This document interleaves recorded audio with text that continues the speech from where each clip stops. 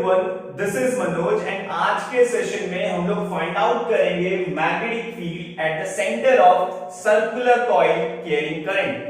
So guys, आज हम लोग क्या करने वाले हैं, मैग्नेटिक फील्ड निकालने वाले हैं। कहां पे निकालेंगे? Eight the centre of circular coil निकालेंगे और उस कॉइल में हम आई करंट को क्या करेंगे, फ्लो करवाएंगे। सो कैसे मैग्नेटिक फील्ड यहां पे फाइंड आउट होता है, उसे निकालने के लिए हमें समझना पड़ेगा बायो-सैवर्ट लॉ। बायो-सैवर्ट लॉ कहां से आया, लिंक डिस्क्रिप्शन में दिया है, जाओ देखो, काफी ज्यादा इंपॉर्टेंट है बोथ पॉइंट्स ऑफ व्यू से। तो चलिए चलते हैं और निकालते हैं मैग्नेटिक फील्ड सर्कुलर कॉइल के सेंटर पे। So let us consider the circular coil. हमने एक सर्कुलर कॉइल को यहां पे कंसीडर किया है गाइस, कुछ इस तरीके से। आप बोल रहे होंगे सर्कुलर क्यों नहीं है, सर्कुलर होगा तो हम करंट को फ्लो नहीं करा पाएंगे, दैट्स व्हाई हमने ऐसा लिया है। तो यहां से क्या जाएगा, आई करंट जाएगा, ये है हमारा आई करंट की डायरेक्शन, और यहां से हमारा आई करंट क्या हो जाएगा, वापस आ जाएगा।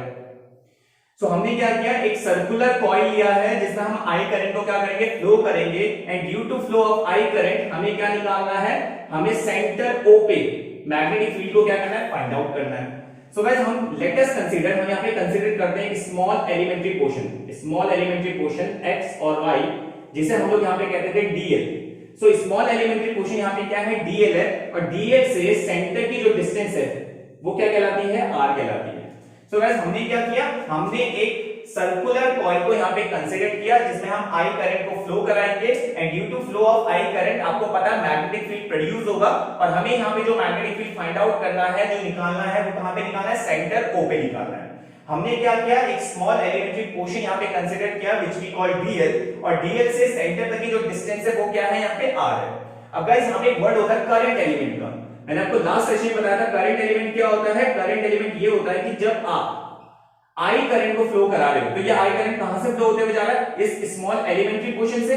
सो इन दोनों का प्रोडक्ट आई dl का जो प्रोडक्ट होता है, we called it current element. So हमें क्या करना है, सेंटर पे मैग्नेटिक फील्ड निकालना है। कैसे निकालेंगे, हमें पता है, हमें लगाना पड़ेगा अकॉर्डिंग टू बायो-सैवर्ट लॉ। और बायो-सैवर्ट लॉ क्या कहता था, वो कहता था कि जो स्मॉल मैग्नेटिक फील्ड होता है वो mu naught upon 4 pi I D L sine theta upon R square के बराबर होता है। जहां पे ये जो थीटा है गाइस, थीटा क्या है, एंगल है, किस किस के बीच का एंगल है, angle between dl and r। dl और r के बीच का जो एंगल है, मतलब ये वाला एंगल, ये वाला जो एंगल है, ये क्या कहलाएगा, थीटा। और अगर आप ध्यान से देखेंगे तो यहाँ पे आपको थीटा दिखाई दे रहा होगा 90 डिग्री। क्या दिखाई दे रहा होगा, 90 डिग्री, कुछ इस तरीके से।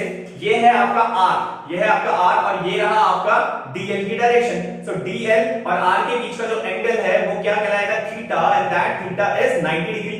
तो यहाँ पे जो हमारा थीटा होगा वो कितना होगा, 90 डिग्री होगा, एंड वी नो दैट कि sin 90 जो होता है वो कितना होता है, 1 होता है। तो यहां से जो हमें स्मॉल मैग्नेटिक फील्ड मिलेगा वो कितना मिलेगा, dB is equal to mu naught upon 4 pi I dl upon में r square.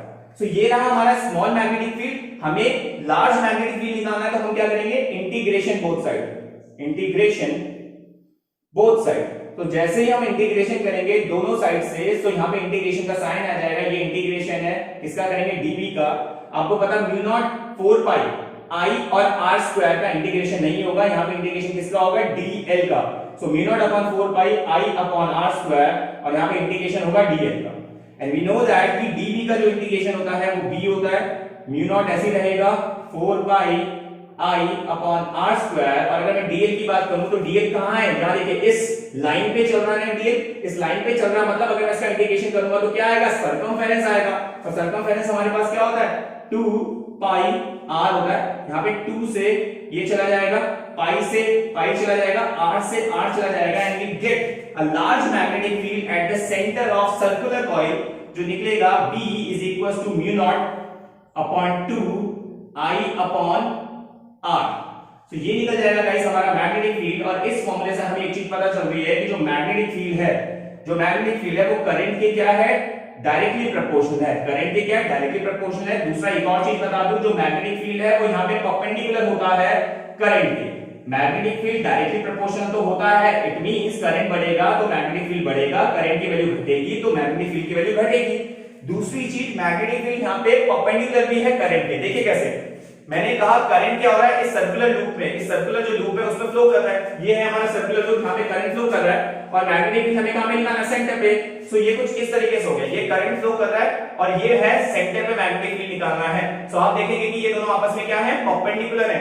So magnetic field is perpendicular to current. अब गाइस सपोज मानिए कि अगर हमारे पास नंबर ऑफ टर्न्स n है, जैसे मैंने कहा अगर हमारे पास n नंबर ऑफ टर्न्स हुए, ये n नंबर ऑफ टर्न्स हुए, सो मैग्नेटिक फील्ड यहां पे क्या बन जाएगा, मैग्नेटिक फील्ड बन जाएगा n जो नंबर ऑफ टर्न्स है यहां पे mu naught i upon 2r।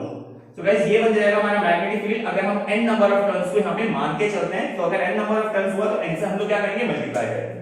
So I hope guys आपको इजीली क्लियर हो गया होगा कि किस तरीके से हम मैग्नेटिक फील्ड को फाइंड आउट करते हैं eight the centre of circular coil carrying current. एक बार रिव्यू करते हैं। मैंने कहा देखिए हमारे पास एक सर्कुलर कॉइल है जिसमें I करंट को हम फ्लो करा रहे हैं and due to flow of I current हमें क्या करना है, मैग्नेटिक फील्ड निकालना है, क्योंकि जब करंट फ्लो करेगा तो मैग्नेटिक फील्ड प्रोड्यूस होगा और वो मैग्नेटिक फील्ड हमें कहां पे निकालना है, सेंटर O पे निकालना है।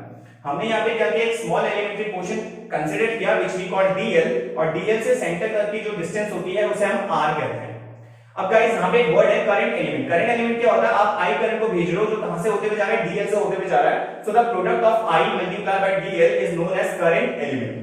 अब सेंटर पे मैग्नेटिक फील्ड कैसे निकालेंगे, अकॉर्डिंग टू बायो-सैवर्ट लॉ। कहां से आया, लिंक डिस्क्रिप्शन में दिया है, जाओ देखो, बहुत ज्यादा इंपॉर्टेंट है।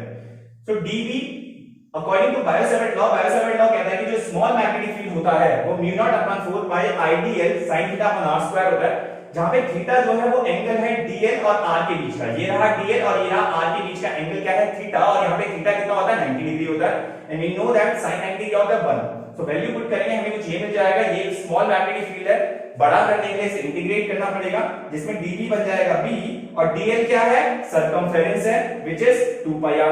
आप इसे सॉल्व करेंगे and we get a magnetic field mu naught I upon 2r। यहां से हमें पता चल रहा है magnetic field is directly proportional to current. Current बढ़ेगा तो मैग्नेटिक फील्ड बढ़ेगा, करंट घटेगा तो मैग्नेटिक फील्ड घटेगा। सेकंड थिंग, जो मैग्नेटिक फील्ड है वो परपेंडिकुलर है यहां पे करंट के, और अगर हम n नंबर ऑफ टर्न्स ले लेते हैं तो n से क्या करेंगे, मल्टीप्लाई कर देंगे। सो गाइस आई होप आपको एक बहुत अच्छे से क्लियर हो गया होगा। अगर क्लियर हो गया तो please be connected with me ताकि आगे आने वाली सीरीज में आपको कोई भी प्रॉब्लम ना हो। तब तक थैंक यू सो मच।